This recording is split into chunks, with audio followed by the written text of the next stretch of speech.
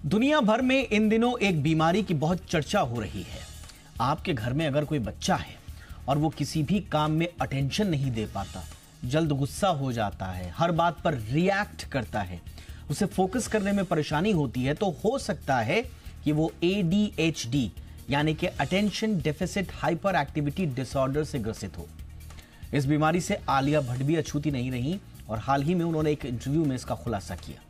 आखिर क्या है ADHD, इसके लक्षण क्या हैं, इस बीमारी का इलाज क्या है, इस पर आज हम चर्चा करेंगे। क्यों ये समझना जरूरी है, इस बीमारी के बारे में आपको जानकारी रखना, ये भी आपको समझाएंगे विस्तार से खास मेहमानों के साथ। मेरा नाम है दीपक डोभाल।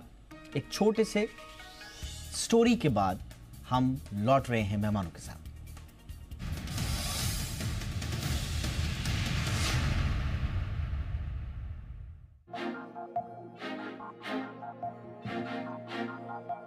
हाल ही में एक्ट्रेस आलिया भट्ट ने अपने इंटरव्यू में खुलासा किया कि वो ADHD यानी attention deficit hyper activity disorder से जूझ रही हैं। इस बात ने उनके फैंस के साथ साथ आम लोगों का ध्यान भी इस मानसिक स्थिति की ओर खींचा है। आलिया ने बताया कि बचपन से ही उनका मन कहीं भी जल्दी भटक जाता था, लेकिन तब उन्हें ये नहीं पता था कि वो इस डिसऑर्डर से जूझ रही हैं। जब उन्होंने साइकोलॉजिकल टेस्ट करवाया, तब जाकर उन्हें ADHD के बारे में पता चला। ADHD एक न्यूरो डेवलपमेंटल डिसऑर्डर है। ये ब्रेन के डेवलपमेंट से जुड़ी परेशानी होती है।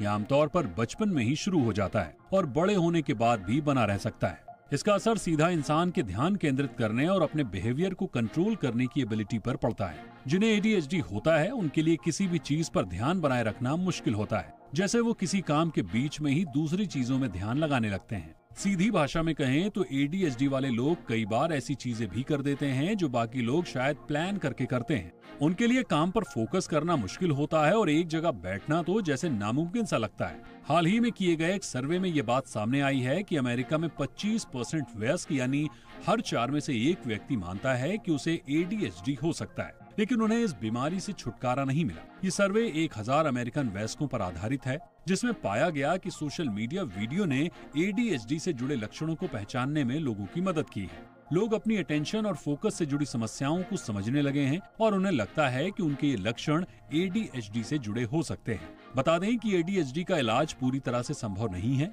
लेकिन आप अपने रूटीन में बदलाव करके इस समस्या को कम कर सकते हैं। अगर आप में ADHD के लक्षण हैं तो रोजाना एक्सरसाइज करें, पूरी प्लानिंग के बाद ही किसी काम को करें, अच्छी नींद और डाइट का ध्यान रखें, जरूरत पड़ने पर डॉक्टर से जरूर संपर्क करें। ब्यूरो रिपोर्ट, जी मीडिया।